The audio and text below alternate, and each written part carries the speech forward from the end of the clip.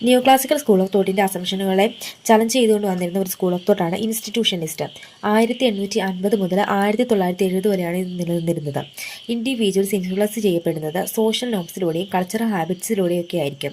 Role of institutions, dynamic equilibrium, interdisciplinary approach, inequality of institutions, incomplete information, importance of the history, bounded rationality എന്നിവയാണ് ഇവിടുത്തെ പ്രധാനപ്പെട്ട assumptions. Cumulative causation theory of mind, അതായത് development തിയറിയിലെ ഒരു പ്രധാനപ്പെട്ട കൺസെപ്റ്റാണ് cumulative causation.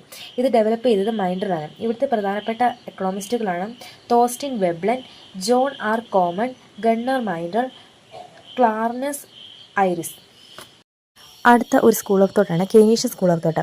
1936 Jane Keynes ആണ് ഇത് ഡെവലപ്പ് ചെയ്തത്. ഇത് ഇന്ന് നിലനിന്ന് പോകുന്ന ഒരു സ്കൂൾ ഓഫ് തോട്ടാണ്. ജെയിൻ കെയ്ൻസിൻ്റെ ഒരു ഇമ്പോർട്ടൻ്റ് ആയിട്ടുള്ള പുസ്തകമാണ് general theory of employment, interest and money. ഇത് പബ്ലിഷ് ചെയ്തത് 1936 സെക്കൻഡ് വേൾഡ് വാറിന് ശേഷം all economics are suffered inflation, slow growth and stagflation. Stagflation എന്ന് പറഞ്ഞിട്ടുണ്ടെങ്കിൽ simultaneous existence of inflation and unemployment ആണ്.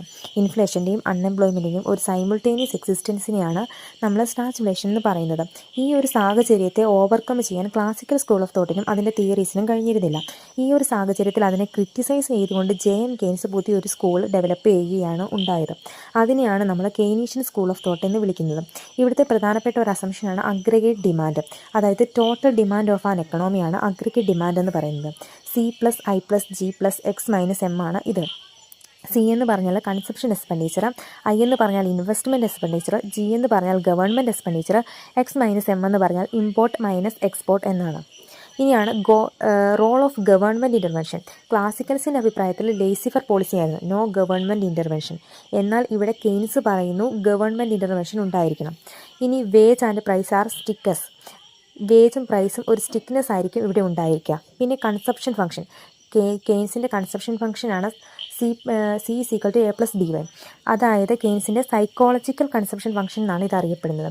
ഇനി മൾട്ടിപ്ലയർ എഫക്റ്റ്. മൾട്ടിപ്ലയർ എഫക്റ്റ് എന്ന് പറയുന്ന കൺസെപ്റ്റ് ആദ്യമായിട്ട് ഡെവലപ്പ് ചെയ്തത് RF കാൻ എന്ന് പറയുന്ന ഒരു എക്കണോമിസ്റ്റാണ്. അദ്ദേഹം ഡെവലപ്പ് ചെയ്തിരിക്കുന്നത് എംപ്ലോയ്മെൻറ്റ് മൾട്ടിപ്ലയർ ആണ്. എന്നാൽ അതിനെ വിപുലീകരിച്ചുകൊണ്ട് കെയ്ൻസ് ഇൻവെസ്റ്റ്മെൻറ്റ് മൾട്ടിപ്ലയർ എന്ന് പറയുന്ന ഒരു കൺസെപ്റ്റാണ് ഡെവലപ്പ് ചെയ്തിരിക്കുന്നത്. ഇനി അദ്ദേഹത്തിൻ്റെ അഭിപ്രായത്തിൽ ഷോർട്ട് റൺ കൺസെപ്റ്റ് ആയിരിക്കും എക്കണോമി എന്ന് പറയുന്നത്. കാരണം ലോങ് റണ്ണിൽ എല്ലാവരും മരണപ്പെടും. ക്ലാസിക്കൽസിൻ്റെ അഭിപ്രായത്തിൽ ഈ എക്കണോമി എന്ന് പറയുന്ന ഒരു ലോങ് റൺ ഫിനോമിനയാണ്. ഇനി അടുത്തതാണ് റിസക്ഷൻ്റെ ടൈമിൽ ഗവൺമെൻറ് സ്പെൻഡിങ് ഇൻക്രീസ് ചെയ്യുകയാണെങ്കിൽ എക്കണോമിയിലൊരു ഡെവലപ്മെൻറ്റ് ഉണ്ടാകുമെന്നാണ് അദ്ദേഹം പറയുന്നത്. ഇനി സെയ്സ് ലോയെ അദ്ദേഹം റിജക്റ്റ് ചെയ്യുകയാണ് ചെയ്തിരിക്കുന്നത്. ഇനി കെയ്ൻസിൻ്റെ ഒരുപാട് തിയറീസ് ഉണ്ട്, അതിൽ കുറച്ച് തിയറീസ് നമുക്ക് നോക്കാം. ആദ്യത്തേതാണ് കെയ്നീഷ്യൻ ക്രോസ്, പിന്നെ ISLM മോഡൽ, ഇഫക്റ്റീവ് ഡിമാൻഡ്, പിന്നെ ആനിമൽ സ്പിരിറ്റ്.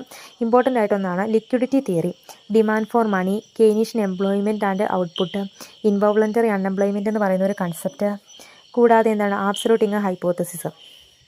പ്രധാനപ്പെട്ട എക്കണോമിസ്റ്റാണ് Paul A Samuelson, John Robinson, James Tobin, Robert Solow, Joseph Stiglitz, Paul ക്രൂഗ്മാൻ.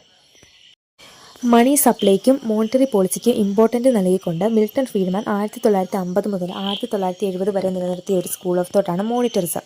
ഇവിടുത്തെ മറ്റ് അസംഷൻസ് ആണ് long run neutrality of money, market efficiency and self correction mechanism, stable money supply, inflation is a monetary phenomenon, adaptive expectation hypothesis. Important ആയിട്ട് ഓർത്ത് വെക്കുക, adaptive expectation hypothesis ഒരു മോണിറ്ററിസ്റ്റ് school of തോട്ടാണ്. ഇനി പോകെ rational expectation hypothesis, regression hypothesis എന്നൊക്കെ പഠിക്കും. Rational expectation hypothesis എന്ന് പറയുന്നത് ഒരു ന്യൂ ക്ലാസിക്കൽ സ്കൂൾ ഓഫ് തോട്ടാണ്. ഇവിടുത്തെ പ്രധാനപ്പെട്ട തിയറീസസ് ആണ് ക്വാണ്ടിറ്റി തിയറി ഓഫ് മണി, അതായത് MV = PT, അത് ഇമ്പോർട്ടൻ്റ് ആയിട്ടുള്ള ഒരു ഇക്വേഷനാണ്. ഇനി monetary circuit theory, Phillip curve and analysis, NAIRU model, അതായത് നാച്ചുറൽ റേറ്റ് ഓഫ് അൺഎംപ്ലോയ്മെൻറ്റ്. ഇനി പെർമനൻറ്റ് ഇൻകം ഹൈപ്പോത്തസിസ്, അതൊരു കൺസപ്ഷൻ തിയറിയാണ് പെർമനൻറ്റ് ഇൻകം ഹൈപ്പോത്തസിസ് എന്ന് പറയുന്നത്. ഇത് ഡെവലപ്പ് ചെയ്തത് മിൽട്ടൺ ഫ്രീഡ്മാൻ ആണ്. ക്ലാസിക്കൽ സ്കൂൾ ഓഫ് തോട്ടിൻ്റെ അസംഷനുകളെല്ലാം തന്നെ റീസ്റ്റേറ്റ് ചെയ്തുകൊണ്ട് വന്ന പുതിയൊരു സ്കൂൾ ഓഫ് തോട്ടാണ് ന്യൂ ക്ലാസിക്കൽ സ്കൂൾ. 1970 ഇത് ഡെവലപ്പ് ചെയ്തത്. ഇവിടുത്തെ പ്രധാനപ്പെട്ട എക്കണോമിസ്റ്റുകളാണ് Robert Lucas, John Muth, Thomas Sargent, Neil Wallace, Edward Prescott, Robert ബാരാസ്, Robert Hall. ഇവിടുത്തെ പ്രധാനപ്പെട്ട അസംഷൻസ് ആണ് റാഷണൽ എക്സ്പെക്റ്റേഷൻ ഹൈപ്പോത്തസിസ്. ഇത് ഡെവലപ്പ് ചെയ്തത് ജോൺ മുത്താണ്. Flexible wage and price is adjust market clearing. ക്ലാസിക്കൽസിൻ്റെ അസംഷൻസിൽ ഫ്ലെക്സിബിൾ വേജും പ്രൈസും കൂടി എന്താണ് ചെയ്യുന്നത്, ഫുൾ എംപ്ലോയ്മെൻറ്റ് ഇക്വിലിബ്രിയത്തിൽ എത്തിക്കുമെന്നാണ് അസ്യൂം ചെയ്തിരിക്കുന്നത്. ഇനിയാണ് continuous equilibrium at full employment level, involuntary unemployment. Classical school of thought voluntary unemployment ആണ് അസ്യൂം ചെയ്തിരിക്കുന്നത്. എന്നാൽ അതിൽ നിന്ന് വിപരീതമായിട്ട് ഇവിടെ ഇൻവോളണ്ടറി അൺഎംപ്ലോയ്മെൻ്റ് ആണ്. കെയ്ൻസും ഇത് തന്നെയാണ് അസ്യൂം ചെയ്തിരിക്കുന്നത്. ഒരു ഇൻവോളണ്ടറി അൺഎംപ്ലോയ്മെൻ്റ് ആയിരിക്കും എക്കണോമിയിൽ നിലനിൽക്കുന്നതെന്നാണ് അസ്യൂം ചെയ്തിരിക്കുന്നത്.